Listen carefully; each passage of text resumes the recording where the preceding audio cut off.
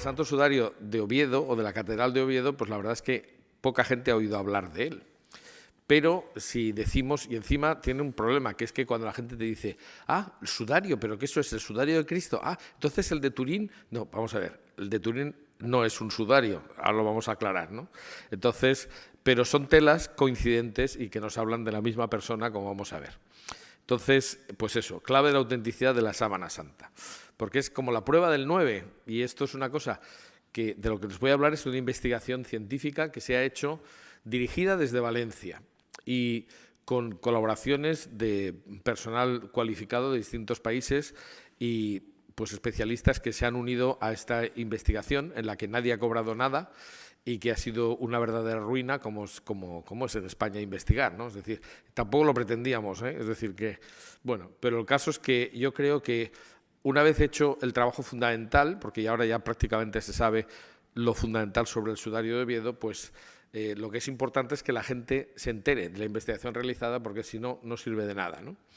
Pues yo he estructurado esto como si fuera una clase casi y vamos a ir por partes, ¿no? El primer tema que vamos a tratar es los lienzos de Cristo. Y lo primero es distinguir que en los evangelios lo que se dice es que había una sábana en la sepultura de Jesús y también un sudario. Y la gente tiende a pensar que es lo mismo, pero no es lo mismo. Vamos a ver. Precisamente los evangelios sabemos que son 4 y hay 3 que son los llamados sinópticos. Sinóptico quiere decir paralelo y son Mateo, Marcos y Lucas, que prácticamente dicen las mismas palabras cuando se refieren a la sepultura de Jesús. Y luego va por libre San Juan, que se escribió mucho después, y ya conociendo el texto de los 3 anteriores, San Juan se dedicó a añadir cosas que no estaban claras en los 3 primeros evangelios, o aclarar algunas cosas, o contar otras, o omitir las que ya se sabían, ¿no? Entonces, Mateo, Marcos y Lucas nos dicen que el cuerpo de Jesús fue envuelto por José de Arimatea en una sábana que en griego pone literalmente... Mateo dice además un adjetivo, dice una síndone catará. Síndone se traduciría por lienzo de lino, es decir, no solamente sábana, sino lienzo de lino, o sea, sábana de lino. Y es importante porque el lino no era utilizado habitualmente, es una tela cara. Es decir, como si dijéramos una tela de seda, pues no es una tela de paño o, en fin, cualquier otra que pueda ser más sencilla, ¿no? Entonces, Mateo, Marcos y Lucas nos dicen que el cuerpo se envolvió en una sábana de lino, en una síndone. Sin embargo, Juan, como digo, que va por libre, pues nos habla de la palabra que nos interesa, habla de sudarión. Y Juan cita la palabra sudarión en los 2 casos refiriéndose a una tela pequeña que envolvía la cabeza del sujeto del que está hablando y concretamente pues nos hace pensar que es una tela más pequeña, como digo, para envolver la cabeza. Y efectivamente nos dice, y ya digo, lo utiliza en 2 momentos. Uno cuando habla de que Jesús resucita a Lázaro y Lázaro dice que salió con las manos, los pies y las manos atado con vendas, y vendas son kairiais, y en griego, y luego dice que el rostro estaba envuelto en un sudario, en un sudarión. Sudarión, por tanto, la palabra sudario sería una tela más pequeña, por tanto la sábana no es un sudario, es una mortaja. Por tanto, hay que tener claras primero la terminología, ¿no? Hasta hace muy poco, la Conferencia Episcopal Española traducía muy mal el capítulo 20 de San Juan, cuando decía que llegaron Pedro y Juan al sepulcro y vieron unas vendas tiradas por el suelo y tal. Afortunadamente eso se ha rectificado porque ni hablaba de vendas ni hablaba de suelo. Es decir, leyendo en griego no tenía nada que ver con lo que se estaba traduciendo en español. Y entonces daba la sensación de que era una especie de momia egipcia toda vendada con un pañuelo que sería pequeño, porque se decía sudario. Bueno, o sea, la confusión ha sido bastante buena durante muchos años, ¿no?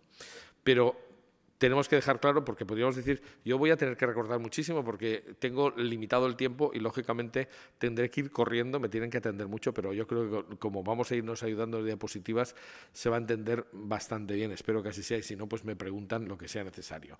Pero está claro que lo que dice es que cuando Pedro y Juan, dice Juan, cuando Pedro y Juan llegan al sepulcro ven los lienzos, el plural lienzos puede ser precisamente porque la sábana estaba doblada, es decir, estaría más o menos así, y se puede utilizar el plural enfático, es decir, que en realidad sería un lienzo, pero como es doble, pues está cubriendo la parte posterior y la parte delantera del cuerpo del crucificado, pues entonces se podría utilizar la palabra. Esto está estudiado gramaticalmente y no hay ningún problema. O sea, no se trata de vendas, se habla de lienzos. Y luego dice que había en el mismo sitio un sudario. Y lo que dice en griego es prácticamente dificilísimo de entender, a no ser que se entienda, como lo vamos a entender nosotros estudiando el sudario, ¿no? Es decir, lo que dice es que había un pañuelo que estaba enrollado sobre sí mismo, pero luego dice eis en atopón, o sea, en su propio lugar, pero dice aparte. Entonces, ¿a qué se refiere el evangelista, ¿no? Pues, claro, esto así es una especie de cruz de los exégetas que intentan explicar lo que pone el Evangelio y sin saber lo que quiere decir el evangelista, pues cada uno hace una interpretación distinta, que es un desastre, ¿no? Entonces, ya veremos que nosotros la hipótesis del estudio del sudario de Oviedo nos da para entender a qué se refería el evangelista, si efectivamente el sudario es el que está en la catedral de Oviedo. Lo que está claro es que un sudario era un pañuelo pequeño, que es lo que interesa a mí resaltar en estos momentos, y a veces son esas telas que iban colgadas del cuello, los orientales, para recoger el sudor. De ahí lo de la palabra sudario, porque viene de eso, de recoger el sudor. Pero es verdad que también se podía utilizar un pañuelo pequeño pues para otras cosas, y por ejemplo se sabe que se utilizaba para cubrir la cabeza de un ajusticiado que hubiera muerto, por ejemplo, crucificado, porque en esos momentos, en el momento en que una persona moría con la cara deformada, casi se consideraba una blasfemia. No voy a explicar por qué, pero desde el punto de vista judío era inaceptable que si el hombre, bueno, sí que lo voy a explicar, si el hombre es imagen de Dios, pues evidentemente una imagen de Dios deformada, grotesca, pues era casi como una blasfemia, ¿no? Entonces había que cubrir el rostro del ajusticiado. Esto nos parece rarísimo y lo hacemos todos los días. Cuando hay un muerto en una carretera se le tapa la cara y nadie sabe por qué lo hace, pues se hace desde hace muchos siglos, ¿no? Y, bueno, pues, o sea, siguiendo la costumbre, pues se podía cubrir la cabeza del ajusticiado. Está claro que en el caso de Jesús se utilizó porque dice que estaba el sepulcro, la sábana, o sea, los lienzos aplanados, caídos, y también el sudario. Por tanto, había un sudario. Está claro que si hiciéramos un ranking de conocimiento, pues casi todo el mundo ha oído directa o indirectamente, aunque no tenga mucho conocimiento, ha oído hablar de la sábana santa, que es muy conocida y bueno, pues suscita siempre pues una serie de controversias y bueno, pero se va estudiando y se van conociendo cosas de ella. Pero del sudario, pues la verdad es que poca gente conoce. Bueno, pues esto es lo que yo voy a intentar, explicar qué es lo que hay en Oviedo, si puede ser realmente el sudario de Cristo y cómo podemos demostrarlo. Y por eso decía que yo voy a inducirles a que se metan en una investigación forense que hemos llevado a cabo durante 30 años y por un equipo muy amplio de gente que muchos de ellos ya han fallecido, pero que han dejado su legado para la historia, ¿no? De momento hay que decir que, claro, no están a escala, ¿no? Es decir, porque evidentemente la sábana y el sudario para estar a escala tendrían que estar así. Tenemos que cortar por arriba y por abajo la sábana y ver que las manchas importantes del sudario tienen el tamaño de la cabeza del hombre de la sábana santa. Pero está claro que la sábana de Turín es un ejemplo de lo que sería una mortaja del tiempo de Jesús y el sudario lo que es un ejemplo de lo que sería un sudario en tiempo de Jesús. Tiene el tamaño adecuado a las circunstancias correspondientes. Y son dos telas que son compatibles, ¿eh? Es decir, hemos dicho, una se utilizaba para cubrir la cabeza del ajusticiado una vez muerto y se transportaba el cuerpo con la cabeza cubierta con ese pañuelo. Y después, cuando se hacía el entierro definitivo, si se utilizaba una sábana grande, que no era lo normal, porque el entierro que muestra la sábana santa se corresponde con la situación que nos dicen los evangelios. Jesús fue enterrado como si fuera un rey. Esto, como estamos acostumbrados a que la gente piense que Jesús era un perro flauta o poco menos, pues la gente se queda sorprendida, pero hay que tener en cuenta que Jesús era la familia real, era un autónomo, no era un simple artesano dependiente, sino que era tectón, que es lo que dice el Evangelio, por tanto, es un maestro de tectones, era un arquitecto, nada menos. Es decir, Jesús se construía como San José, lo cual explica que pudiera irse a trabajar fuera sin problemas, cosa que no podría haber hecho un trabajador dependiente, ¿no?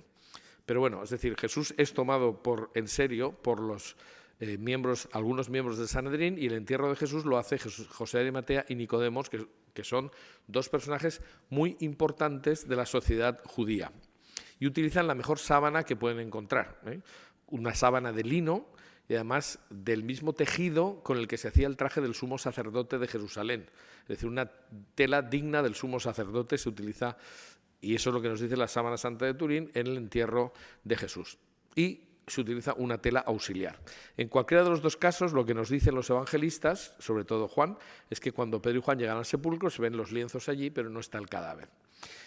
Y eso plantea un problema desde el punto de vista cultural, porque para los judíos lo que tenía sangre de una persona muerta tendría que quedar enterrada con el mismo cadáver, porque ellos pensaban que en la sangre estaba el alma. Pero por otro lado, la sangre, una cosa que tuviera sangre de un ajusticiado o de una persona muerta, en fin, en general la sangre producía impureza, es decir, aquel que tocaba sangre pues quedaba impuro y por tanto, pues lo único que se podía hacer es dejar esa tela con el cadáver y cuando pasado un año se recogían los huesos, se metía todo en un osario y punto.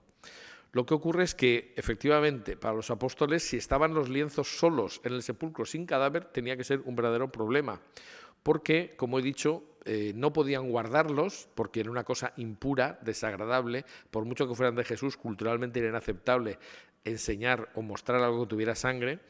Y por otra parte, pues tampoco podían tirarlos, porque si pensaban que en la sangre estaba el alma, pues lógicamente no podía tratarse de cualquier manera, ¿no? Entonces ahí tenemos el problema. Para ellos no estaba previsto en su cultura qué hacer con los lienzos de un ajusticiado que ha desaparecido de la tumba. Sí que sabemos, y entonces esto podría hacer un estudio mucho más largo, pero como he dicho que voy a decir lo esencial, pues voy a ello.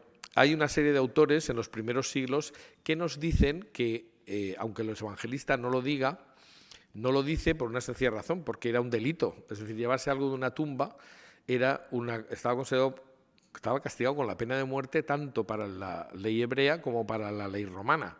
Y además era una profanación de una tumba y tampoco, en fin, una serie de circunstancias que hacían imposible que ellos dijeran que tenían los lienzos, ¿no?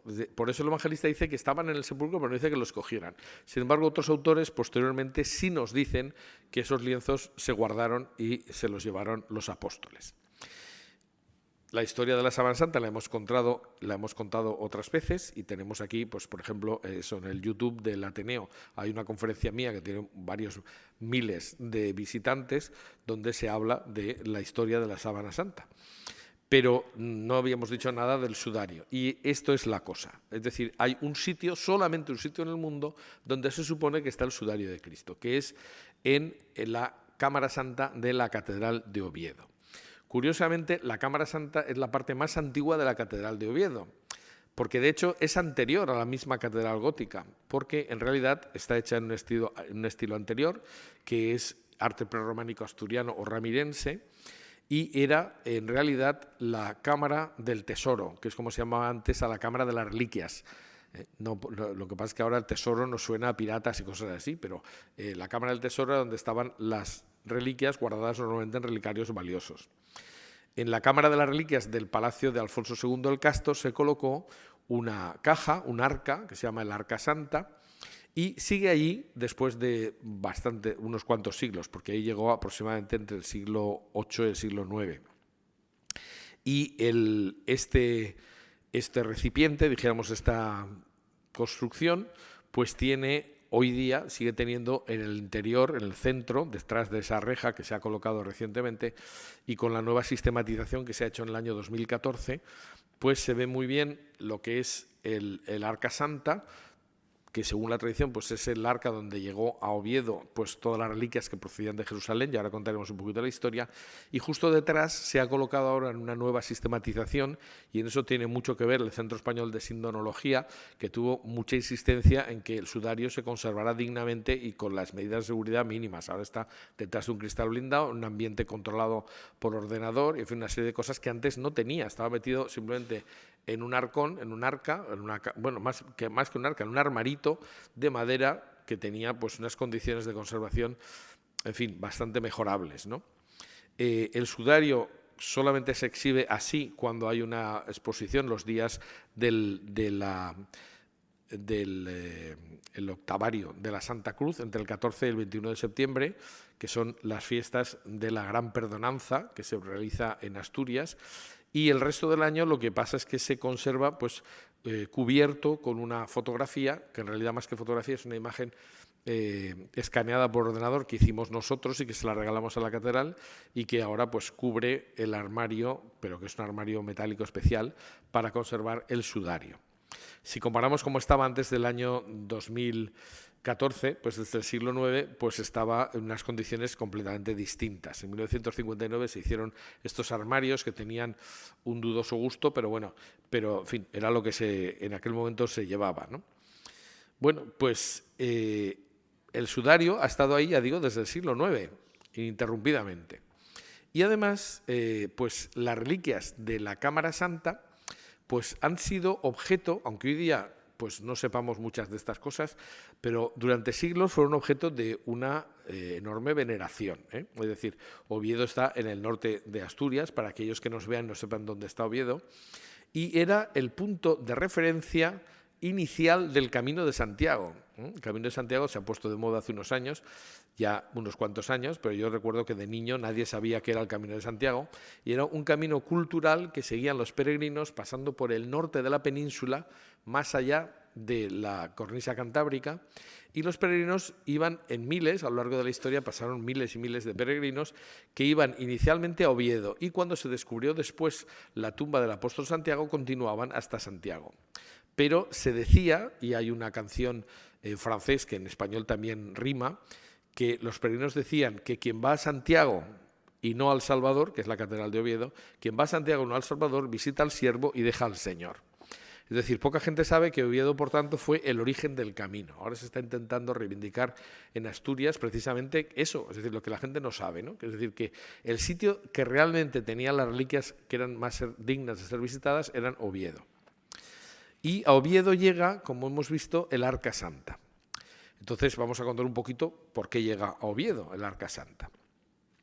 Entonces, de momento, ahora mismo está restaurada y pues se ve brillante y maravillosa, pero no siempre ha estado así. Lo cierto es que este arcón, esta Arca Santa, está recubierta de plata desde que Alfonso VI, en presencia del Cid, doña Urraca y algunos prelados y gente importante de la península, pues visitan en el año 1075 la Cámara Santa y descubren que ahí está pues eso, una serie de reliquias que se consideran reliquias muy importantes y que se supone que proceden de Jerusalén. ¿Esto es verdad? Pues vamos a ver. Lógicamente, pensar que vamos a encontrar documentos del siglo I fuera de los evangelios que sí que se conservan porque se copiaron muchas veces, miles de veces, cada comunidad religiosa tenía que tener unos evangelios y por tanto, pues como se hicieron miles de copias, pues algunas han llegado a nosotros y tenemos fragmentos, miles de fragmentos, ¿no?, que corroboran los textos que nosotros tenemos ahora. Pero pensar que un documento concreto vaya a durar miles de años, pues eso es bastante difícil, ¿no?, porque por la propia paso del tiempo se destruyen. Pero aún así tenemos referencias algunas, ¿no? La referencia más antigua que tenemos del sudario nos la dan los peregrinos de Piacenza, que tienen un manuscrito que se llama el manuscrito de Sant Antonino Mártir, que ha sido copiado muchas veces y por eso nos ha llegado a nosotros. Estos peregrinos de Piacenza, de Italia, bajo la advocación de San Antonino, pues visitan Tierra Santa, como años antes lo había hecho la monja Egeria, y nos van contando lo que ven por Tierra Santa. Y entonces ahí el manuscrito dice que junto al Jordán, no muy lejos de donde el Señor fue bautizado y del monasterio de San Juan, hay una cueva que dispone de celdas para 7 vírgenes. En el texto la palabra vírgenes se entiende en masculino, o sea que son jóvenes vírgenes, o sea, monjes. Se dice que allí se conserva el sudario que estuvo sobre la cabeza del Señor. Y esto es clarísimo, una referencia que no se puede confundir con la Sábana Santa, es decir, habla del sudario del capítulo 20 de San Juan, versículo 7. Esta referencia, pues efectivamente coincide con lo que se puede encontrar cuando vas, como yo he ido, y hemos ido del Centro Español de Sintología, hacemos viajes a sitios interesantes y hemos estado aquí también. Y efectivamente fuimos a ver la cueva donde estaban estos, bueno, el sitio donde estaban este monasterio, y efectivamente pues sí que hay constancia histórica de que ese sitio fue arrasado cuando en el año 614 el rey persa Cosroes II llegó, arrasó y asesinó a todos los monjes que había allí, y bueno, pues en fin, se hubiera llevado el sudario si no hubiera sido porque unos años antes pues el grupo de los cristianos cogió estas reliquias más importantes, las metió en un arca y las transportó hasta la otra punta del Mediterráneo, es decir, al sitio más lejano que pudieron encontrar, porque los persas iban arrasando allá donde pasaban. Y efectivamente, pues hay una epopeya de esa arca santa que cruza todo el Mediterráneo desde las proximidades de Jerusalén, llega hasta Alejandría y después entra en España por Cartagena, que era el puerto más importante del siglo VII, ¿no? Que estamos hablando del 600 algo o del 500 algo, ahora no me sé exactamente la fecha, pero bueno, es aproximadamente muy poco tiempo antes del año 614, y en el siglo VII Cartagena el gran puerto. En el momento que, que se produce este traslado, Palestina pertenecía al Imperio Bizantino y Cartagena, un trocito de España, era también del Imperio Bizantino, con lo cual es lógico que recalen las reliquias en la colonia bizantina más lejana que existía del sitio de peligro. El señor de Cartagena tiene un hijo que es San Isidoro, que es obispo de Sevilla, y justo cuando el sudario llega con la caja, el Arca Santa, pues eso ya había caído en manos de los visigodos, pero los visigodos intentan acomodarse a España y al final pues, se logra la unión con el reino visigodo, la unión de todos los españoles bajo la fe católica, ¿no? Porque inicialmente los visigodos eran arrianos. Entonces, el sudario con la Arca Santa se lleva a Sevilla, que es donde estaba el hijo del señor de Cartagena, que se convierte en el ideólogo de la monarquía visigoda.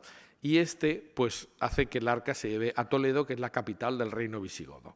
Y ahí se hubiera quedado si no hubiera sido por la invasión musulmana. Cuando los musulmanes invaden la península, pues algunos cristianos se van hacia el norte e intentan poner a salvo las reliquias, porque no eran como los visigodos intentaron acomodarse a la cultura hispano-romana, pero sin embargo los árabes intentaban acabar con ella y con el reino visigodo completamente. Entonces, el arca se lleva hacia el norte, al otro lado de la cornisa cantábrica, como pasará también con el Santo Cáliz y otras reliquias en lo que luego será Aragón, es decir, que se llevan a los Pirineos, porque es un sitio donde los moros no tenían una facilidad de luchar, porque estaban acostumbrados a zonas llanas y desiertos y cosas así, pero difícilmente luchaban bien en terreno montañoso. Bueno, tenemos una referencia de un historiador musulmán, que es Abunkenke Mohammad Rasis, que en el año 977, o sea, pocos años después de los hechos, dice que muchos de los cristianos, dejando las ciudades, huían a las montañas de Asturias y llevaban consigo las reliquias que podían o las escondían en lugares subterráneos. Y efectivamente, cerca de Oviedo existe esta ermita, que está en una montaña que se llama por eso el Monsacro, la montaña sagrada de Asturias, y en el centro de esa ermita octogonal existe un pozo que se llama el Pozo de Santo Toribio, donde, según la tradición, allí se ocultó el arca con las reliquias que, procedente de Toledo, se puso a salvo. Así que, efectivamente, pues este es un lugar que coincide con lo que dicen los propios musulmanes, ¿no? Yo creo que es curioso decir que efectivamente son los musulmanes lo que dicen los cristianos huían y ponían a salvo las reliquias, porque con ellos no hubieran estado a salvo. Hoy día esto no está permitido decirlo, porque no se puede decir que los musulmanes tomaran nada ni asesinaran a nadie, pero bueno, en fin, esas son las cosas que pasan. Lo cierto es que en el Monsacro pues se conserva todavía y todos los años suben los asturianos en romería al lugar donde se guardó el Arca Santa. A partir del momento en que el arca se lleva al palacio del rey Alfonso II el Casto en Oviedo, entonces se inician las peregrinaciones, siempre que es posible, y se pasaba por esa pequeña zona de la península que no estaba en manos musulmanas. Y las peregrinaciones fueron tantas que hoy mismo se puede decir que los documentos más antiguos que hablan de la traslación del Arca Santa y que se contaba a los peregrinos, pues son documentos que no están en Asturias, sino que están fuera, están normalmente están en Bruselas, en Valenciennes y en Cambrai, son aproximadamente escritos del año 1000, donde se habla de la traslación del arca una vez ésta se ha producido, lógicamente. Y resulta que bueno, no solamente hay peregrinaciones, sino que hasta hace muy poco, concretamente es el año 2014, se bendecía a todos los peregrinos que iban durante la Semana de la Perdonanza a Oviedo, ¿no? Y ya digo, entre el 14 y el 21 de septiembre, y luego también el Viernes Santo se bendecía con el sudario.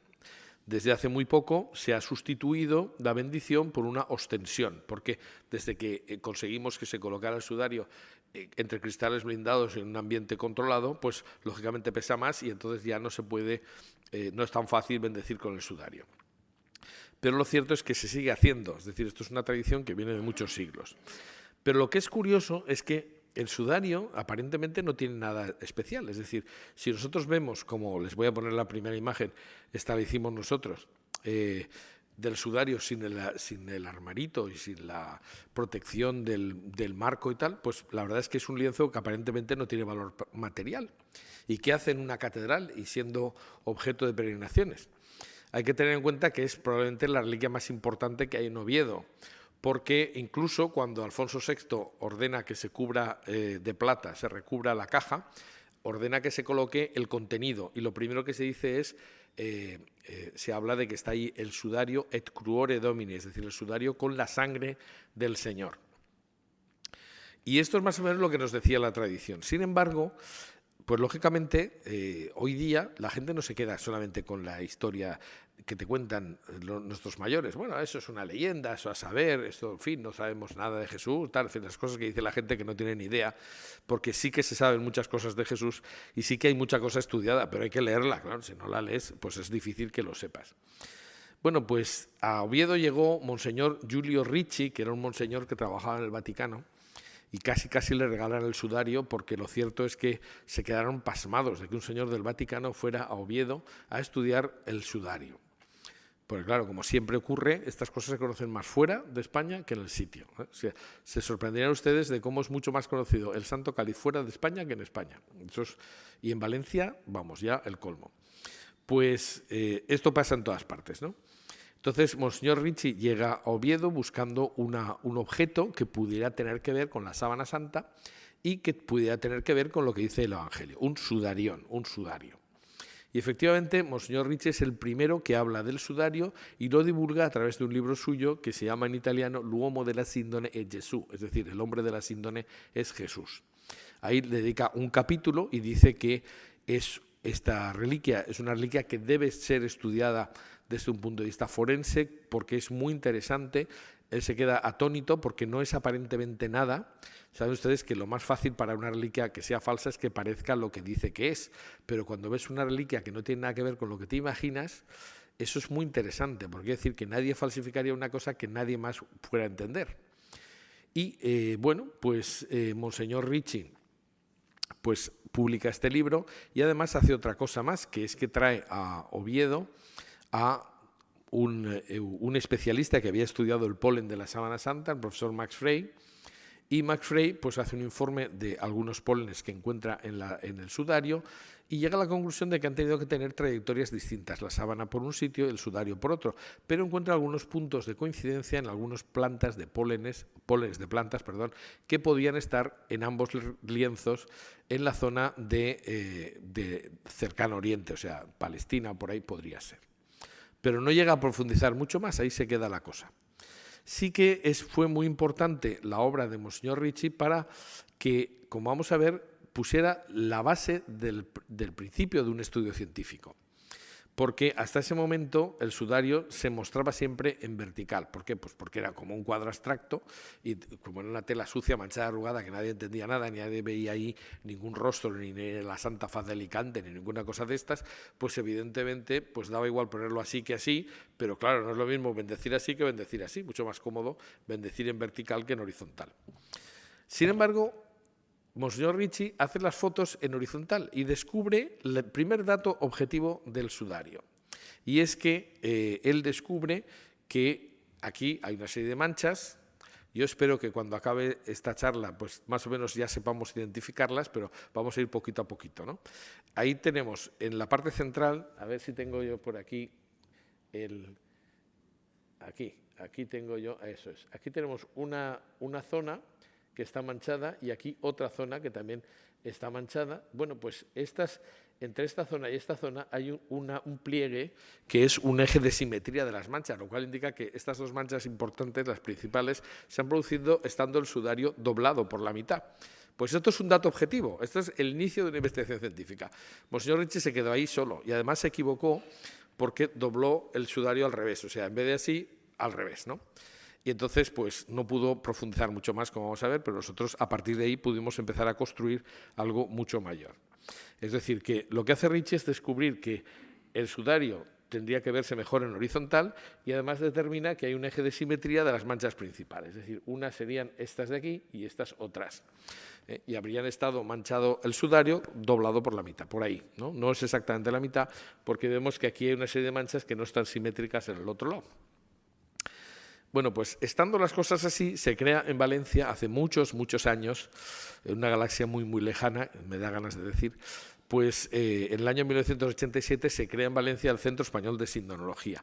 Algunos entonces éramos bastante más jóvenes, como se puede ver ahí, yo con cara de pipiolo y sin barba, al lado del padre Lorín y al lado de don Gabino Díaz Merchán, que era entonces obispo de Oviedo, ¿no? Entonces nosotros, con una osadía impresionante, nos dedicamos a pedir permiso para que se estudiara el sudario. Porque, bueno, Monseñor Ricci había dado un paso, pero había que seguir y concluir esa investigación. Si tuviera tiempo contaría un montón de anécdotas, pero no puedo. Bueno, si luego hay tiempo y me las preguntan, les contaré alguna cosa. Pero lo cierto es que pues para nosotros era muy importante, porque el Centro Español de Sindonología nació. Saben ustedes que un santo decía que la diferencia entre un pollo y un águila, cuando son pequeñitos, es prácticamente igual. Pero cuando uno se desarrolla, pues vuela por los aires, el otro sigue dando saltitos por el suelo, poco menos, ¿no? Entonces, la diferencia entre hacer una cosa grande y hacer una cosa que sea ridícula, pues al principio es casi lo mismo, pero nosotros queríamos hacer una cosa grande. Y nos planteamos nada menos que hacer un estudio sobre la historicidad de Jesús, que era nuestro objetivo, y empezando a cruzar información que teníamos de distintos sitios. Teníamos y fichamos para nuestro equipo de investigación al padre Florentino Díez, que es el que excavó el Calvario, nada menos, y es una figura internacional española que por eso no se le conoce nada en España, como es habitual, y bueno, pero sí en el mundo, porque es el que hizo la excavación del Calvario y ha dejado clavado que el Calvario es el Calvario de verdad. Teníamos, por tanto, una pata en Jerusalén, teníamos otra pata de nuestra incipiente investigación en Turín, porque estábamos con relación al Centro Internacional de Sindonología de Turín y, pues, poniendo otra tercera pata en Oviedo, pues ya teníamos una plataforma, ¿no? Es decir, si tienes 3 puntos de apoyo, empieza a hacer eso una cosa seria. Y el Centro Español de Sindonología, entonces, pues lo que intentó fue crear un equipo de investigación lo más serio posible, sin tener protagonismo excesivo los españoles. Nosotros invitamos a nuestro equipo de investigación, por ejemplo, a gente, por ejemplo, aquí en esta fotografía no les puedo presentar a todos los que están, pero por ejemplo están el doctor Wanger, el profesor Baima Bolone de la Universidad de Turín. Wanger era de Estados Unidos, en fin, el que es el catedrático de microbiología de la Universidad de Salamanca. Estos dos señores que están allí en la esquina estaban tomando muestras para hacer un estudio de ADN justo cuando se hizo esta fotografía y eran del Instituto Nacional de Toxicología, que es lo mejor que hay en España en cuanto a medicina forense. Y bueno, pues por supuesto estaba el director del equipo de investigación, que es el primero que aparece cerca de mí, o sea, cerca de donde estoy yo ahora, que es el profesor, don Guillermo Eras Moreno, actual presidente de honor del Centro Español de Sindonología. Yo estoy un poquito más allá con barba, entonces me había dejado barba, entonces tenía 30 y algo años. Y bueno, pues empezó una investigación lo más seria que se pudo. Ya digo, sin que nadie se enterara, sin tener apoyo de nadie, como hemos funcionado siempre, y de puro milagro. Pero la verdad es que hemos hecho cosas absolutamente sorprendentes. Y vamos a ver qué estudiamos y cuáles conclusiones. Y luego les voy a dar, para terminar, la hipótesis de lo que nosotros pensamos que fue el sudario. Una hipótesis que no está desmentida por nadie, ¿eh? Es decir, nadie ha sido capaz de tosernos en ese sentido diciendo que lo que hemos hecho nosotros no es riguroso.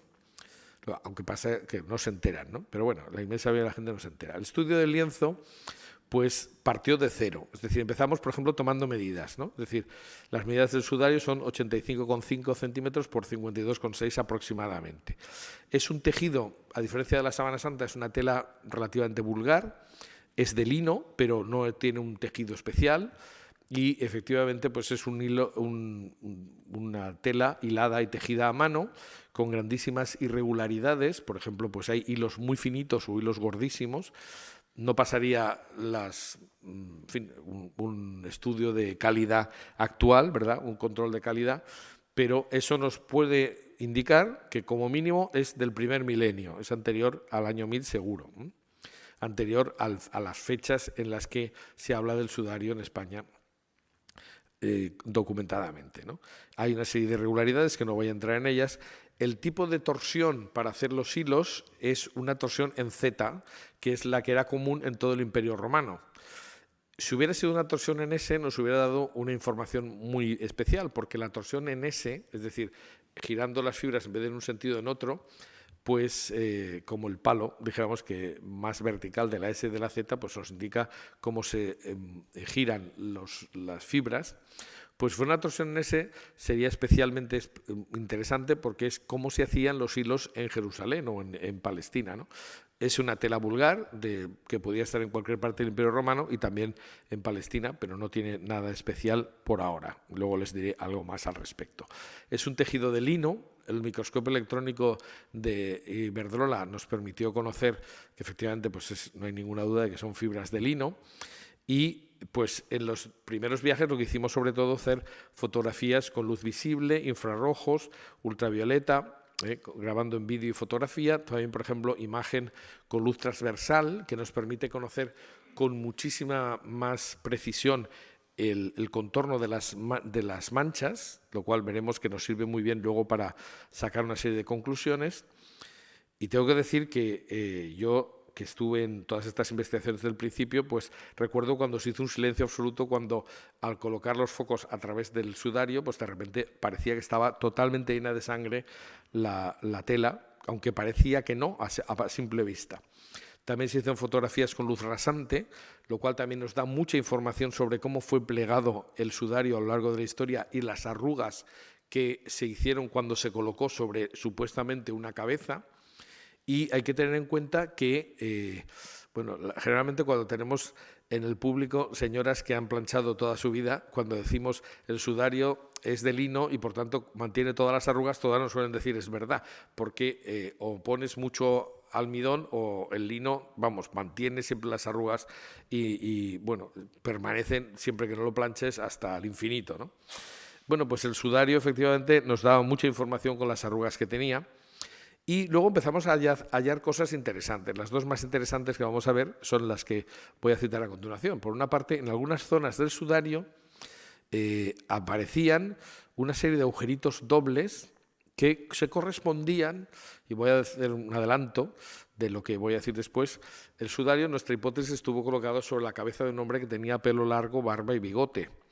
Y en las zonas, como luego veremos, en las que se envolvió el sudario en esa cabeza, en las zonas que corresponde a pelo, por ejemplo en la barba, en los laterales de las grejas laterales de la cabeza o en la nuca y la coleta que se forma precisamente en la parte posterior de la cabeza, en esos sitios son donde aparecen esos agujeritos dobles. Y cuando descubrimos restos de hilvanes, pudimos ver que efectivamente este sudario se había cosido. Esto corrobora algo que tardamos mucho en descubrir, pero que una vez descubierto pues corrobora todo, ¿no? Es decir, que ese sudario se cosió con un hilo precisamente con torsión en S, es decir, como los que se utilizaban en Jerusalén, a una cabeza, supuestamente, y bueno, pues ya veremos cómo eso va concretándose y conformando una teoría que es la hipótesis que les voy a explicar al final, ¿no? Bueno, el sudario tiene además pues, muchos desperfectos de distintas épocas, consecuencias de algunos abusos. Por ejemplo, tiene manchas de purpurina de plata, probablemente con el bote de una lata de purpurina que alguien, sin saber lo que estaba haciendo, lo apoyó encima del sudario porque no entendían qué es lo que se veía allí. Tiene besos de carmín, es decir, y no solamente de una señora, sino de varios. Aquel que es más rojo coincide con el que utilizaba la señora de Franco, que estuvo en Oviedo y que visitó el sudario, o sea que muy probablemente nadie se atrevió a decirle, oiga, límpiese los morros antes de dar un beso porque va a dejar usted aquí la mancha. Pero es que no es la única vez, porque después hay otros tipos de carmín, también hay varios besos, ¿no? Es decir, que fatal, porque no había ningún tipo de protección para el sudario, cualquiera podía tocarlo y eso contamina absolutamente, ¿no? Bueno, pues lo cierto es que ¿qué más cosas hicimos en los primeros viajes? Pues con una sonda de vacío, tomamos filtros con muestras y efectivamente entre la suciedad o el polvo del sudario se encuentra absolutamente de todo, ¿no? Es decir, se encuentran partículas inorgánicas como microesferas de hierro, arcilla, caliza, cenizas volantes de la minería de Asturias probablemente, restos de pólvora de la voladura de la Cámara Santa de la Revolución de Asturias, etcétera, etcétera, ¿no? Pero el microscopio electrónico nos ha permitido descubrir pues gran cantidad de granos de polen.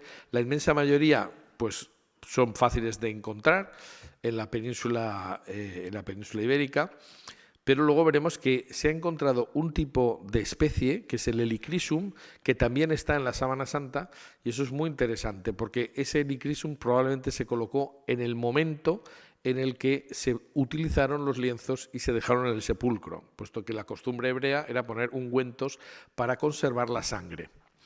Y efectivamente en el sudario pues encontramos que en las zonas donde hay sangre, y especialmente las que corresponden a la parte interna de la capucha que luego describiré, que es con la que forma el sudario, pues hay una serie de partículas de resina de aloe y bálsamo de estoraque, que eso es la famosa mirra y aloe que dice el evangelista, que se utilizó en la sepultura de Jesús en bastante profusión, porque habla de muchos kilos.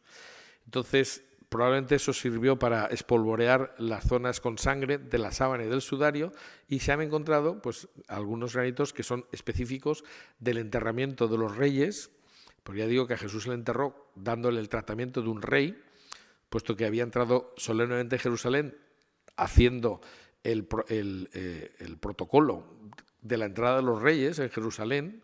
Es decir, eso que nosotros el Domingo de Ramos no sabemos lo que estamos celebrando, pues lo que celebramos es que Jesús hizo una entrada solemne como si fuera el rey de Jerusalén, en Jerusalén. Y fue recibido por muchos como el Mesías rey, ¿no? Bueno, pues mirra y aloe, ¿no? Aquí el bálsamo de estoraque era lo que utilizaban en Israel en lugar de mirra, que era mucho más cara, pero esto es como, en fin, como cuando uno dice, he estado comiendo,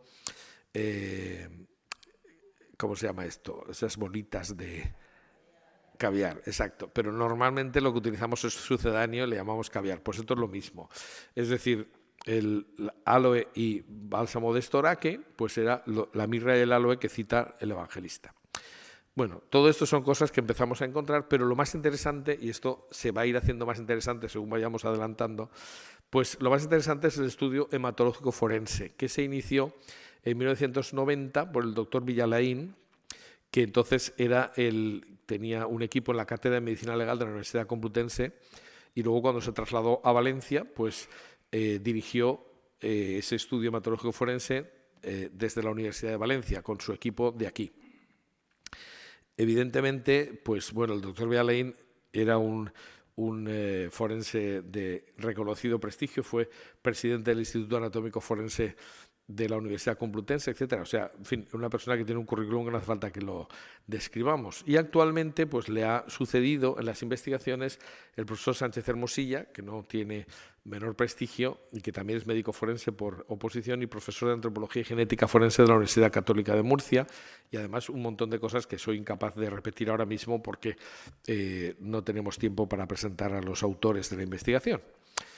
Pero entonces, ¿qué hicieron los forenses? Pues yo nunca había estado en un estudio forense y lo más interesante es que lo primero que hacen es poner nombres a las cosas, lo cual es muy lógico porque si no, no sabemos de qué estamos hablando.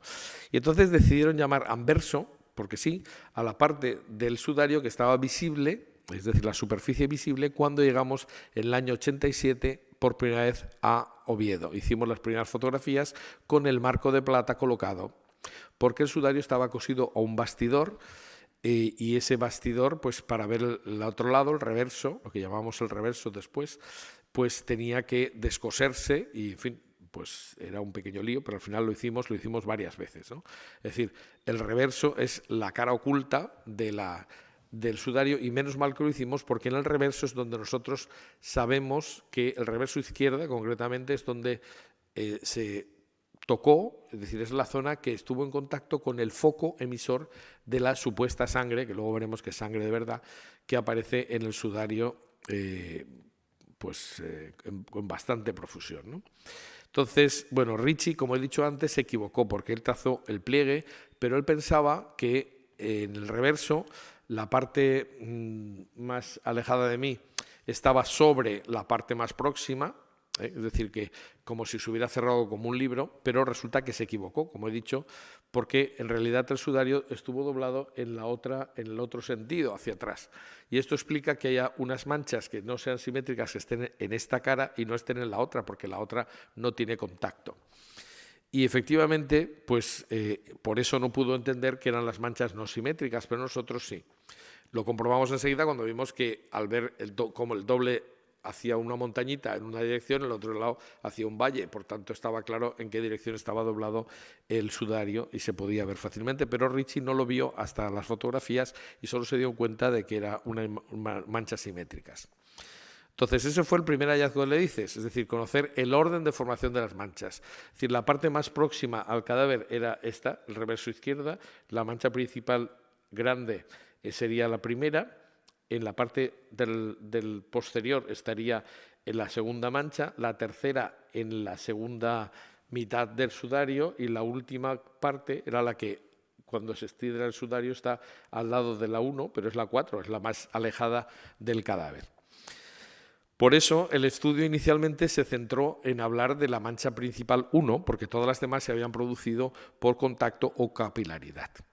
Y entonces ya podíamos decir a qué nos estábamos refiriendo, dónde se había tomado la muestra, etc.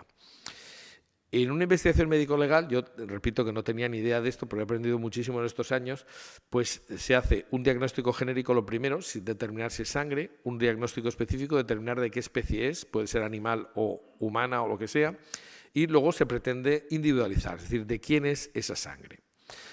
Respecto de la primera cosa no hay ninguna duda, porque efectivamente hay coágulos de sangre, incluso pues el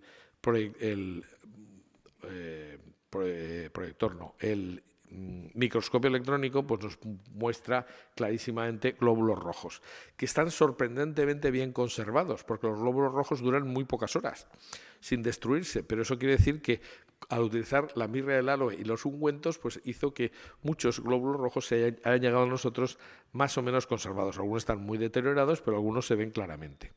Además, todas las reacciones se utilizan para determinar que es sangre, efectivamente dieron positivo. Podríamos entrar en detalles, pero no hace falta. El que quiera, pues para eso están nuestras publicaciones, donde se habla de todo con detalle. Se determinó además que es sangre humana, a través de la inmunoglobulina humana. Se determinó que era por el método de los antígenos fluorescentes, que es curioso, yo cuando hablaba de esto antes nadie sabía lo que era un test de antígenos y ahora todo el mundo sabe lo que es un test de antígenos. Es decir, te da una reacción según si tiene un antígeno u otro, ¿no? Bueno, pues se determinó que era grupo AB, pero había sangre, pero una sangre diluida. ¿Diluida con qué? Entonces hubo un montón de investigaciones, que yo no voy a contar, en las que se intentó determinar qué podía haber estado diluido con la sangre. El doctor Vialain hizo unas 3.200 manchas de control y al final, por suprimir toda esta investigación y ir directamente al grano, concluyeron que las manchas principales eran de sangre diluida con líquido de edema de pulmón en proporción 1:6. Es decir, era lo que tenía que ser. Es decir, en las manchas principales hay líquido que ha salido mezclado con líquido de edema pulmonar, que es lo que tendría que haber en una persona muerta en las condiciones que el Evangelio nos dice que estaba Jesús. En cuanto a la determinación de quién es el sujeto, pues se intentó hacer una determinación de ADN. Para eso se tomaron muestras en 1994. En la fotografía que hemos visto antes estaba el doctor Alonso, que es el que está aquí en el microscopio electrónico. No, este no es electrónico, el microscopio que llevamos a la Cámara Santa. Y allí pues se tomaron las muestras correspondientes y según el Instituto Nacional de Toxicología, y se presentaron en el año 2007 las conclusiones del segundo Congreso Internacional sobre el Sudario de Oviedo. Fíjese que ustedes no han oído hablar de esto nunca en ningún sitio porque no salió prácticamente en ningún telediario, pero hubiera sido interesante mucho más que la vida de, no sé, de Rocito, en fin, una cosa de estas. Pero bueno, ¿qué le vamos a hacer? Aquí la gente consume lo que consume.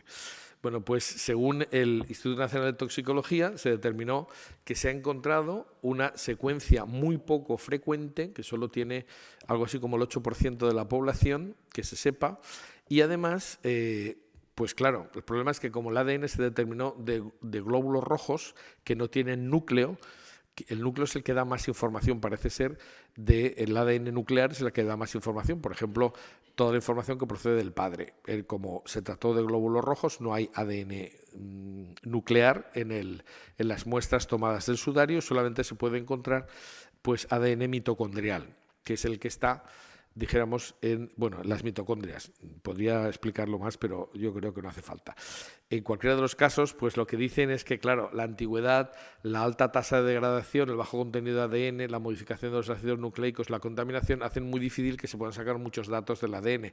Pero, sin embargo, si en algún momento nos dieran permiso para estudiar la sábana santa y diera la casualidad, que eso tendría que ser una casualidad, que encontráramos la misma secuencia en el ADN de la sábana santa, podríamos decir con casi total seguridad que era la misma persona. Lo que pasa es que eso no es fácil, porque lo que nos dijeron los especialistas en ADN es que, mira, es como si hubiéramos encontrado 2 páginas del Quijote, de un libro muy gordo.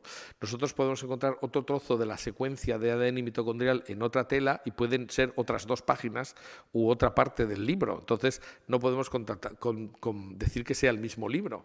Pero si, evidentemente, nosotros nos encontramos las 2 mismas páginas en dos determinaciones de ADN, podríamos decir que es la misma persona, porque la probabilidad de que haya la misma secuencia en 2 personas es bastante extraña, ¿no? Es decir, sería mucha casualidad. Bien, eso con relación a la sangre. Pero lo que nos interesa de la sangre sobre todo es qué vemos en la sangre, qué es lo que nos dice de cómo fue colocado el sudario. Y esto es como sacar las piezas de un rompecabezas. Nuestro director del equipo de investigación, don Guillermo Heras, en aquel momento, pues le gustan los puzzles, ¿no? Los rompecabezas. Y dijo siempre, esto es como hacer un rompecabezas sin tener el modelo. Pero hay una cosa, si todas las piezas encajan, es que hemos dado con la clave.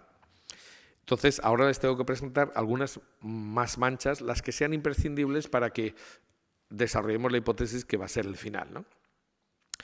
Y entonces, lo que tenemos que decir es que pues en el maculogramo del sudario pues añadimos algunas piezas más, ¿no? Es decir, habíamos visto las manchas principales, que eran pues estas 2 que son simétricas, grandes, y ahora vamos a distinguir en ellas 2 partes, lo que es la mancha de fondo, que es, dijéramos, el contorno máximo de todas esas manchas, que es una tela mucho más diluida, un líquido mucho más diluido, y luego pues las manchas centrales, que son más oscuras y que forman la parte central de las manchas principales. Pero luego yo explicaré por qué nos interesa distinguir las 2 cosas. Y luego en las manchas no simétricas que hemos visto antes, pues vemos en primer lugar las manchas que aparecen arriba, las vamos a llamar las manchas puntiformes, porque son como puntos de sangre. A mitad encontramos las manchas en alas de mariposa y en la parte inferior lo que se llama la mancha de la esquina de Ricci, que le llamamos así porque efectivamente Monseñor Ricci cortó un trozo y se lo llevó. Entonces ese se ha perdido, entonces se llevó la mitad de la mancha, pero bueno, es decir, por lo menos sirvió para que en Roma también investigaran el sudario y, por cierto, nos dieran la razón en todo lo que íbamos viendo. Bueno, a partir de ahí hay otras manchas en las que no voy a entrar porque sería muy largo, ¿no? Hay una mancha difusa, una mancha que llamamos en acordeón, etcétera, etcétera. Hay una serie de manchas complementarias que, ya digo, cada una da una información y que nosotros hemos recogido, ¿eh? Sabemos cada mancha, en qué momento se ha producido, en qué orden, etcétera. Pero con explicar las manchas principales y las manchas no simétricas ya podemos ver cómo fue colocado el sudario y la información que nos da, y eso es lo que voy a hacer. La mancha principal primera, que es la que vamos a estudiar básicamente, pues ya he dicho que tiene la mancha de fondo, que es el contorno máximo, que parece más clarito, y el grupo de manchas centrales, que, como vamos a decir, corresponde a salidas sucesivas de líquido que tiene la misma dilución, pero al sumarse las distintas salidas parece que sea que tenga más sangre, en realidad simplemente es que se van sumando diversas oleadas, dijéramos, de sangre en esa parte central. Lo interesante es que si cogemos esa mancha principal y la colocamos más o menos a tamaño natural sobre el dibujo de una cabeza, nos encontramos que parece que coincida, pero no puede coincidir por una sencilla razón, porque el sudario no estaba estirado como si fuera una tabla encima de una cara, sino que estaba apretado. Por tanto, si tú lo aprietas sobre una cara, y eso es lo que hicimos, pues nos encontramos con que esto empieza a tener más sentido. Es decir, la mancha principal en realidad tiene una parte superior, que sería parte de la frente, luego curiosamente tiene una parte más fina, que es la que corresponde con el líquido que ha subido por el tabique nasal, bueno, la parte externa, y luego pues el resto de la cara más o menos manchado, y justo debajo, en la zona que corresponde a la barba, pues parece como si por la nariz y por la boca ha salido líquido y ha dejado como una especie de isla. Y la gente que llevamos barba y que cuando bebes muy rápido te puede caer el agua y entonces te deja efectivamente ese cerco que se ve en el sudario, como, en fin, no sé si les dará tiempo a entenderlo, pero pues ese pequeño círculo que existe en la parte inferior y que se corresponde con eso, con el saliente de la barba. Bueno, todo esto, ¿cómo se puede deducir? Bueno, costó mucho, pero hasta que los forenses determinaron que efectivamente en la parte central de las manchas centrales había unos rasgos que se podían identificar con las aletas de la nariz y con los labios superior e inferior. Haciendo esta experiencia de colocarlo en ese sitio sobre un sujeto, pues vemos que el sudario empieza a producir arrugas precisamente porque hay un saliente y esas arrugas estaban exactamente en el mismo lienzo de Oviedo. Por tanto, estaba claro que esto indicaba que había un saliente que podía ser la nariz. Hay que tener en cuenta además, como he dicho, que el sudario pues estaba apretado al rostro y cuando ahora mismo lo estiramos, pues lo que pasa es que crece, es decir, por ejemplo, la punta de la nariz y la raíz nasal están visto de frente en el mismo punto, pero si tú estiras el sudario para verlo estirado, pues la punta de la nariz estará 2 centímetros más alto que la raíz nasal y por tanto los labios tienen que estar más abajo si ves el sudario extendido, ¿no? Entonces, bueno, pues todo eso los forenses van sumando y van viendo que coincide todo y, bueno, pues parece que esto ha estado en la cabeza, en el rostro de una persona, pero no solamente en el rostro, como vamos a ver, porque también envuelve y se ve parte de la nuca, como vamos a ver enseguida. Pero lo cierto es que la mancha de fondo, además, claro, moja desde la frente hasta la barba. Y eso indica que en qué situación tenía que estar la cabeza para producir una mancha tan grande. Bueno, pues se deduce que efectivamente el punto central de donde ha salido el líquido es la nariz y la boca, básicamente, en esta mancha central, porque la sangre solo puede salir de un orificio o de una herida. Pero para que se mojara hacia arriba y hacia abajo, eso quiere decir que era necesario que hubiera 2 posiciones. Y esto nos encaja con la hipótesis de que sea el caso de Jesús, porque hay que tener en cuenta que tendría que haberse colocado el sudario inicialmente estando el cuerpo todavía colgando de la cruz. En el momento que se produce la muerte, se coloca la tela para envolver la cabeza antes de bajarlo, porque es precisamente una de las misiones que tiene. Pero para montar la cruz, pues hay que tirar el palo horizontal, que es el patíbulo, hacia arriba, encajarlo del palo vertical, que es el stipes, y el cuerpo no se puede tirar hacia atrás porque tiene el palo vertical que impide mover el cuerpo hacia atrás, hay que tirarlo hacia adelante. Por tanto, alguien se coloca abajo y entonces el cuerpo cae encima de él. Si no llevara el sudario, le tiraría todo el líquido pulmonar encima y eso para un judío era como como la peste negra. O sea, lo peor que te puede pasar es que te caiga el líquido de un cadáver encima de un sujeto, porque ya quedaba impuro, yo creo, hasta el resto de sus días. Esto es una exageración, pero casi. Bueno, el hecho de que esto nos indica que hay 2 momentos, es decir, para que se moje prácticamente toda la cara, primero tiene que gotear el líquido que moja la barba y después, cuando el cuerpo se tumba hacia adelante, sube el líquido que está en los pulmones, sale por la nariz y mancha también la frente. Esto se comprobó experimentalmente, coincide con el hecho de que las manchas de dentro a fuera van siendo cada vez más grandes y, bueno, pues esto nos va confirmando la hipótesis que nosotros lanzamos al principio. Las manchas centrales, en realidad, como he dicho, son una superposición de salidas sucesivas de líquido que tienen la misma dilución, un sexto, y entre ellas hay una especie de fronteras. Estaba buscando la palabra, pero estaba en la diapositiva siguiente. Las fronteras dentro de una misma superficie húmeda permiten establecer que ha habido distintas salidas y que entre salida y salida de líquido ha pasado un tiempo y se puede cronometrar, se puede calcular cuánto tiempo.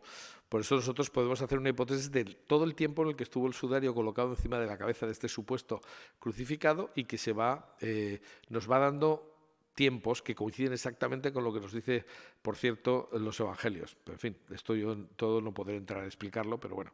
También se han identificado marcas de dedos que intentan cerrar la salida de líquido por la nariz y por la boca, cosa que haría un judío, porque piensen que para un judío un cadáver que va perdiendo sangre es un cadáver que va perdiendo su alma, porque, como digo, para los judíos en la sangre está el alma y por eso hay que recogerla lo más posible y lo más cuidadosamente posible y dejar los lienzos que tengan sangre con el cadáver. Bueno, esto respecto de la zona del rostro. En cuanto a la zona de las manchas no simétricas, pues hay que decir que las manchas puntiformes, colocando la punta de la nariz y la nariz donde toca, envolvemos hacia atrás la cabeza y vemos que esas se corresponden con lo que serían las manchas de la zona del lienzo que se colocó sobre la zona occipital. En esa zona es donde están todos los cosidos, efectivamente porque se cose al pelo, con lo cual se forma una coleta de pelo que se queda pues pegada, ¿no? Y que es exactamente lo que se ve en la sábana santa. Luego lo volveré a decir, pero bueno, ya lo digo. Es decir, la colocación del pelo que aparece en la sábana santa, que parece que tenga una coleta por detrás, no es una coleta, es precisamente la consecuencia de haberse cosido el sudario, que hace que se quede una parte del pelo pues aglutinada y pegada. Bien, hechos los estudios correspondientes, podemos calcular que lo que ha pasado ahí es lo siguiente. Estando todavía vivo, se coloca vamos a suponer, yo es que tengo que adelantar de alguna manera, vamos a suponer que sea el caso de Jesús y vemos cómo coincide. A Jesús le colocan una corona de espinas. Solo sabemos de una persona en toda la historia que ha llevado corona de espinas, que es Jesús de Nazaret, porque no se conoce ningún otro caso en la historia. Y esa sangre sale estando vivo. La sangre que sale en una persona estando vivo coagula, la que sale después de muerto no. Entonces, esa sangre se queda en el pelo, en la mata de pelo, que va coagulando, pero no termina de coagular tan rápido. Entonces, nosotros vemos que después, cuando se coloca el sudario y se cose al pelo, pues todavía mancha el sudario, pero aquí se ve que se ha separado la parte central, es decir, lo que es los coágulos que se han concentrado en la parte central de la mancha, y en el lateral pues hay una marca, un halo de suero. Esto se produce entre los 45 y los 60 minutos. Entonces, ¿qué es lo que se supone que ha pasado aquí? Bueno, vamos a ver, porque claro, la pregunta es, ¿y por qué solo se ven agujeros supuestamente de la corona de espinas en la nuca y no se ven en la parte frontal? Pues porque cuando a Jesús le quitan la corona de espinas, que es antes de llevarlo a la cruz, pues lógicamente las manchas tienden a secarse todas, excepto las de la nuca, porque si está crucificado, cada vez que tira hacia atrás para respirar, cada vez que tira la cabeza, esos agujeros se reabren y sigue sangrando. Esa son la parte que no se termina de cerrar.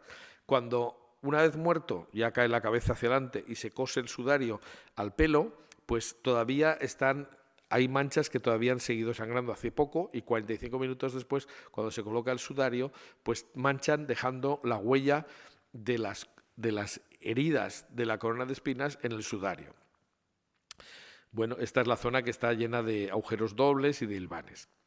La mancha de alas de mariposa, más hacia abajo, es consecuencia del pellizco que se da cuando se coge lo que he dicho, ese mechón de pelo, que forma una especie de coleta que se ve en la sábana. Es decir, si nos fijamos en la sábana se ve ahí, no sé si he pasado muy rápido, pero es decir, a ver, esto es.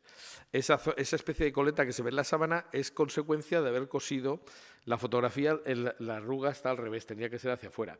Pero cuando se cose y se tira del sudario en la dirección desde el hombro izquierdo hacia la oreja derecha, pues la coleta se desplaza ligeramente, como se ve exactamente en la sábana. O sea, hay coincidencias que son pasmosas, ¿no?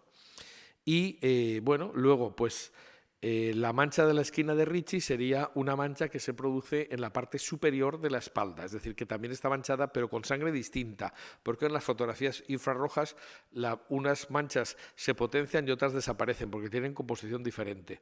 Todo esto es muy técnico, pero bueno, es decir, yo estoy intentando simplificarlo lo más posible, pero que sepan que detrás lleva muchos años, mucho tiempo de investigación, ¿no? Entonces, bueno, hay otras manchas que ya he dicho que no podemos entrar en ellas y que, pues, por ejemplo, se encuentra también en la parte de delante, se encuentra la marca de la clavícula, en fin, hay un montón de detalles que, ya digo, están estudiados y están publicados en los libros de actas de los 2 congresos internacionales que organizó el Centro Español de Sindonología, en un libro que hice yo de divulgación, que tienen, por cierto, fuera algún ejemplar todavía, y algunas cosas más que se han ido publicando y ahí pues vamos sacando esta publicación poco a poco. Entonces pasamos a la parte final, que es la reconstrucción de los hechos, nuestra hipótesis. Y luego veremos si es posible que sea Jesús de Nazaret, que es el final del todo. Lo primero que hay que decir es que muchas de estas cosas las hemos hecho con voluntarios, con experimentación, que es lo que es la ciencia. Entonces, efectivamente, cuando tú coges a una persona, la tumbas, como el voluntario que está en la primera fotografía, en la fotografía vertical, hacia atrás, el pelo cae hacia atrás. Hay gente que dice la sábana santa es falsa porque el pelo no puede estar hacia adelante. Pues claro, evidentemente, pero tú estás pensando en una persona con el pelo limpio. Si tú coges a un sujeto que cae con la cabeza hacia adelante y por tanto tiene el pelo que cae hacia adelante, le colocas el sudario, lo sujetas y está así pues 45 minutos mínimo, entonces el pelo se queda apelotonado, se queda duro, como si fuera un cartón. Y cuando le quitas el sudario, aunque el sujeto esté tumbado, lo tumbes en la sepultura, como aparece en la sábana santa, el pelo queda hacia arriba, no hacia atrás. Por tanto, claro, o sea, tú puedes decir, es que la sábana santa tal, pero hombre, pero en fin, vamos a ver que no se nos ha ocurrido a nadie, no lo hemos hecho experimentalmente. O sea, todo ese tipo de cosas hay que tener en cuenta que cuando uno habla hay que saber de qué está hablando, ¿no? Bueno, entonces pensamos que el sudario, en realidad, y ya centrándonos en el sudario, estuvo en 3 posiciones. La primera posición del lienzo sería colocando estando el cuerpo todavía colgado en la cruz, pero una vez producida la muerte. Se coge un extremo del sudario, se cose a la parte de la nuca y entonces empieza a envolver la cabeza, ¿eh? Es decir, se llega hacia la barba, se cose parcialmente, se llega hasta la oreja derecha, se cose también parcialmente y el resto se pone doble para recoger mejor el líquido, pero curiosamente deja una parte que no está cubierta, como vamos a ver después. Sabemos que el sudario estaba así porque así coinciden las heridas puntiformes y los agujeritos. La mancha en alas de mariposa, la mancha de la esquina, todo corresponde a la posición de la cabeza, que ahora veremos. Las manchas principales dobles, porque está doble el sudario, no por la mitad, sino así como hemos visto. Las manchas accesorias, todo eso se va produciendo. Pero como decía, hay una pequeña curiosidad. ¿Y por qué no dan la vuelta completa a la cabeza, que sería lo normal? Nosotros pensamos que una de las razones podía ser, por ejemplo, que, cuando está todavía colgado en posición vertical, se coloca el sudario y en ese momento la cabeza está hundida entre los brazos y probablemente caída hacia el lado derecho, ¿no? Es decir, sería una inclinación de unos 70 grados y unos 20 hacia la derecha. Y eso quiere decir que probablemente estaba apoyada en el brazo derecho. Pero claro, esto es muy interesante porque si la cabeza estaba apoyada en el brazo derecho, por eso no se puede dar totalmente la vuelta, sino que se pone doble y además les viene bien, pues eso quiere decir que tenía no solamente un brazo levantado, sino también el otro, porque si no, precisamente, si tiene solo un brazo, la cara no caería así, sino en dirección contraria. Entonces tienen que estar los dos, pero para que esté tumbado hacia un lado es necesario que tenga un apoyo en los pies y el cuerpo esté ligeramente, se pueda desplazar y no quede equidistante, ¿no? Es decir, si colocas a una persona clavada de los brazos, la cabeza quedaría en el centro, no en un lado. Para que esté en un lado, el cuerpo tiene que haberse balanceado y ese balanceo indica la postura de un crucificado. Es decir, de cómo está la cabeza se puede deducir cómo estaba todo el cuerpo y eso es lo que nos dicen los forenses. Entonces seguimos, o sea, se cose el sudario, se coloca así, doble por delante y tal. ¿Y qué pasa en ese momento? Pues que empieza a caer un líquido, fluido, por la nariz y por la boca, que mancha la parte inferior de la mancha principal. Después, esto es todavía estando en vertical. Después empiezan a movilizar el cuerpo porque tienen que enterrarlo, entonces se desencaja la parte del palo horizontal, que se llama patibulum, del stipes, que es el palo vertical. Esto todavía estaba en vertical y entonces se tira el cuerpo hacia adelante. Entonces queda con la cabeza en el suelo. Por cierto, en el sudario, en la zona de nariz, hemos encontrado tierra, lo cual indica que efectivamente esa nariz ha estado apoyada con el sudario en el suelo. Y curiosamente, pues también es el mismo tipo de tierra que se encontró en la sábana santa, según las informaciones que nos llegan del equipo americano que estudió la sábana en los años 70 y 80. Entonces, efectivamente, estando así en esa posición, sube el líquido y mancha la zona de la frente. Entonces, esto formaría, por tanto, toda la mancha de fondo. Como hemos visto, se demostró experimentalmente que esto ocurre. Después se supone que se moviliza el cuerpo y se lleva hacia el lugar de la sepultura, y ahí es cuando aparece la mano que va intentando tapar la salida del líquido. La segunda posición del lienzo se produce cuando ya se ha podido bajar los brazos de la cruz y se da la vuelta completa a la cabeza. Y en este caso, pues efectivamente lo que se hace es que se desata, mejor dicho, se suelta la parte doble y entonces se cubre el resto de la cabeza y se sujeta al final con un nudo. Eso lo podemos saber porque la parte externa, cuando se abre, toca algo que mancha de sangre lo que antes estaba fuera y ahora queda dentro, es decir, que es la mancha de la oreja. No puedo entrar en detalles por eso, pero nos confirma que eso es así. Y además, estando el lienzo sencillo, también hay unas manchas que se corresponden a una posición que supuestamente de una mano que solo coge la cara 1, la cara 2, pero no la cara 3 y la cara 4, que ahora están movilizadas en otro sitio. Lo más interesante de todo es lo del nudo, porque en el modelo que hemos visto antes, pues hay unas arrugas que cuando tú deshaces el nudo te llegan a la esquina superior derecha del sudario, exactamente como en el modelo y como pasa en el sudario. Entonces es curioso, porque esto les voy a dar mi palabra de honor de que fue así, pueden creérselo o no, pero fue así. Cuando llegamos a una de las veces que estuvimos en un viaje de investigación a Oviedo, los forenses nos dicen, pensamos que esto es un nudo. Y qué cosa más rara, y un nudo, y por qué tenía que estar aquí un nudo. Pero bueno, la cosa se quedó ahí. Y a los pocos minutos me llama a mi móvil el que estaba haciendo el estudio de los textos históricos que hablan del sudario y me dice, he encontrado una referencia rarísima de un tal Nonos de Panópolis, que es un escritor del Alto Egipto que escribe en el siglo V y que, parafraseando el Evangelio de Juan, añade una cosa rarísima. Dice que cuando entran Pedro y Juan en el sepulcro, vieron los lienzos allí, y dice, y la tela que envolvía la cabeza con un nudo en la parte de atrás de la cabellera. Dice, no entiendo a qué se refiere. Digo, pues mira, te aseguro que me lo acaban de explicar. Eso fue tal cual así. Es decir, primero los forenses determinaron que querían un nudo y a continuación vimos que un señor del siglo V en Egipto decía que el sudario tenía un nudo en la parte de atrás de la cabellera. Impresionante. O sea, eso puede ser casualidad. No sabemos por qué lo sabía un señor en Egipto, pero ¿se transmitió oralmente la teoría o la historia de que había un nudo en el sudario cuando lo recogieron en el sepulcro? Pues no lo sabemos. La tercera y última posición es muy sencilla. Cuando se coloca el cadáver dentro de la sábana completa, no es necesario que el sudario... Estoy acabando, no te pongas nervioso. Lo digo, no, ya sé que no dices nada, pero vamos, me quedan unos minutos. Y efectivamente, pues cuando se quita el sudario para ponerlo dentro de la sábana, pues lógicamente no hace falta que esté una tela encima de la otra. Entonces, imagínense que se rompe los hilvanes del sudario y del nudo se tira hacia afuera y se coloca en la tumba como lo habían dejado, pero en su sitio, pero aparte y enrollado sobre sí mismo. ¿Qué es lo que dice el evangelista? Es decir, la forma más fácil de interpretar lo que dice San Juan es que ver qué es lo que nosotros nos da el sudario. Y con lo cual es de un carácter tumbativo espectacular, ¿no? Es decir, se espolvorea con mirra, aloe y otros ungüentos y el sudario se retera y se deja así, enrollado sobre sí mismo, en sus sitios, desde donde lo habían dejado, es cuando lo vieron, pero aparte, es decir, fuera de la sábana, porque si no, no se vería desde dentro.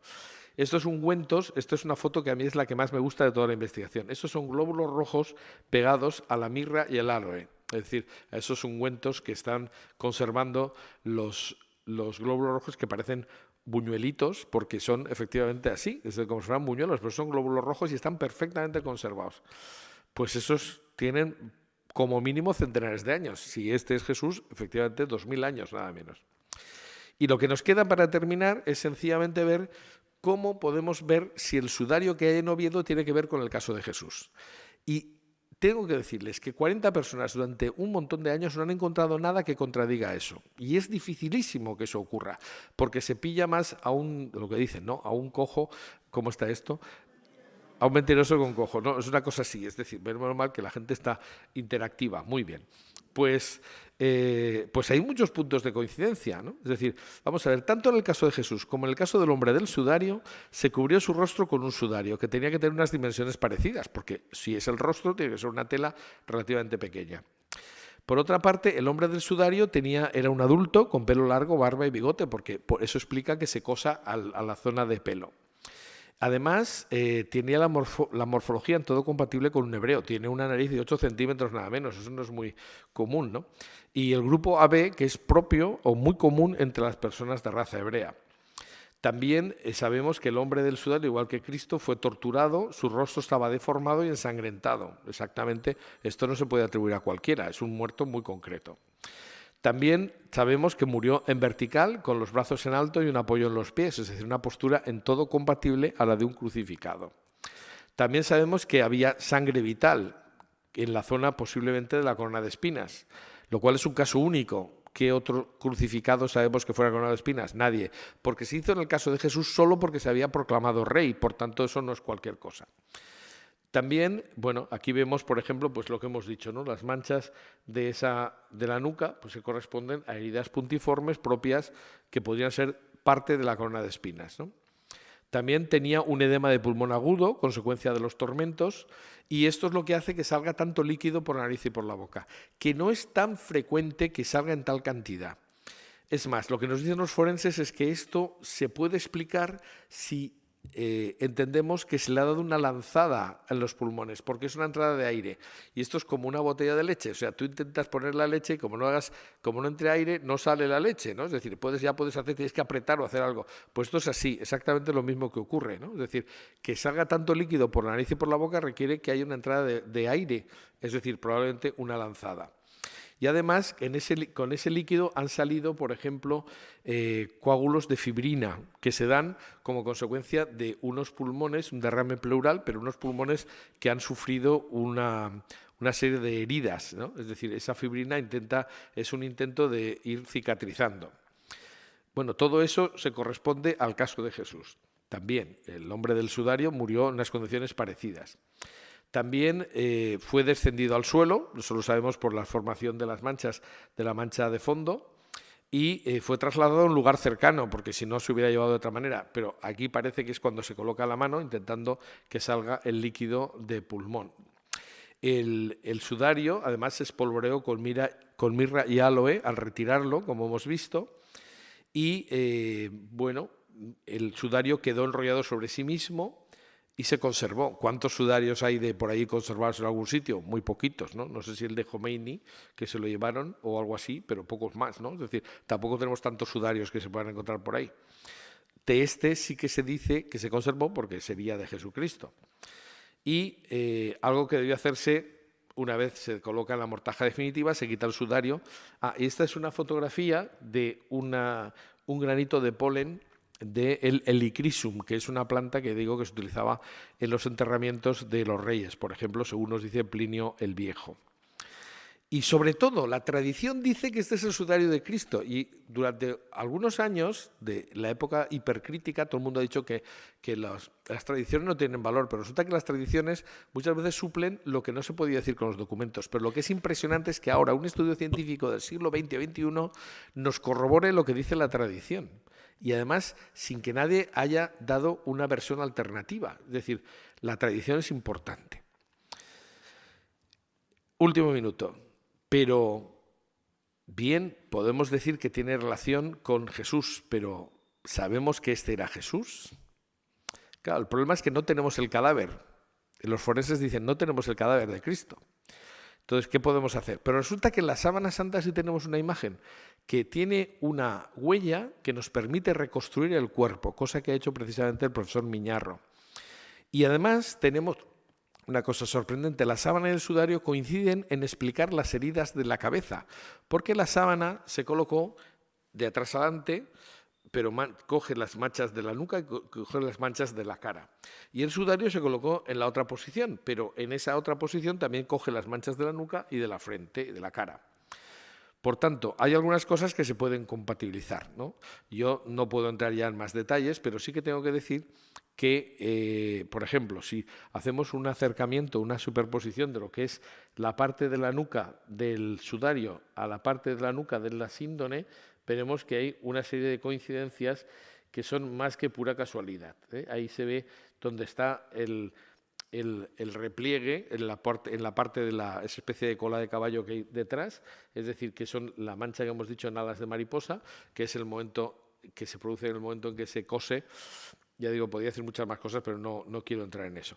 Sencillamente decir que un estudio geométrico que ha hecho el profesor Miñarro, que es el director del Departamento de Escultura de la Universidad de Sevilla, que es un imaginero fantástico, pues, y que verdaderamente puede ser el imaginario más importante que hay ahora mismo vivo en España, pues haciendo un estudio geométrico ha hecho una reconstrucción de lo que serían los elementos anatómicos que se encuentran en una cabeza y ha visto que coinciden exactamente en la sábana y el sudario, pero además en todo el rostro y en aquí lo vamos a hacer con el rostro, pero todas las heridas de todo el desarrollo de la cabeza, de la sábana y del sudario coinciden exactamente igual. Es decir, si colocamos la sábana y colocamos el sudario y nos olvidamos de la imagen, pero nos fijamos en las manchas de sangre, pues resulta que hay muchísimas coincidencias, ¿no? Es decir, en la sábana y en el sudario que están puestas al mismo tamaño y, en fin, haciendo las correspondientes el estudio comparativo, pues podemos ver que hay una serie de elementos, que ya digo, tendría que explicarlos uno a uno, pero ya creo que sería demasiado,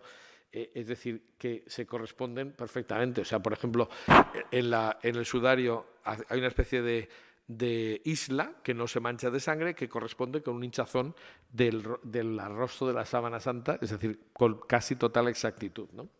Y la mancha en forma trapezoidal, que en unos casos está en positivo, otros en negativo, pero es como tiene que estar. La punta de la nariz torcida, el mentón inflamado, que se ven los dos, en fin. Y, bueno, pues el mechón manchado, etcétera. O sea, hay una correspondencia a un rostro que no es cualquier cosa, porque el rostro de la sábana santa está deformado de una forma especial. Tiene la nariz roto probablemente el cartílago nasal y la nariz está doblada, como en el sudario. Hay un corte justo en esa rotura que se corresponde en la sábana del sudario exactamente igual. Y a falta de que yo pudiera explicarlo mucho más, simplemente decirles que vamos a hacer una aproximación visual y con eso me voy a quedar. Y es que el profesor Miñarro lo que ha hecho es reconstruir en 3 dimensiones el rostro con las deformaciones de la sábana santa y ha hecho más o menos una reconstrucción de lo que sería el rostro de la síndone, que sería así. Pues si ahora añadimos las manchas de sangre del sudario, fíjense cómo coincide de una forma impactante. Y hay algunos detalles curiosísimos. Por ejemplo, la épsilon que se ve en la frente, en la sábana santa, está seca.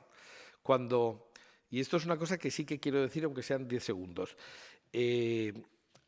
Hay una pregunta, la gente que se plantea, ¿por qué hay manchas que se ven en la sábana cuando la sábana se ha colocado después que no se ven en el sudario, cuando el sudario se ha colocado antes? Y los forenses nos dicen, cuando el cuerpo supuestamente de Jesús se baja de la cruz, está a 40 grados y se pone a exudar. No está frío, está caliente y exudando. Entonces, cuando se le coloca el sudario muerto, todavía no está en esa situación. Y por tanto manchan las manchas de sangre que no se han secado. Pero cuando se coloca en la sábana ya sin el sudario, las manchas de sangre seca se rehidratan por el sudor y entonces esas manchan en la sábana. Es decir, que parece una paradoja, pero es una prueba de autenticidad. No están todas las manchas de sangre, porque hay sangre coagulada cuando se coloca el sudario, que luego pasa a ser líquida de nuevo cuando está en la sábana. Entonces, eso parece increíble, pero es que es exactamente como tiene que ser.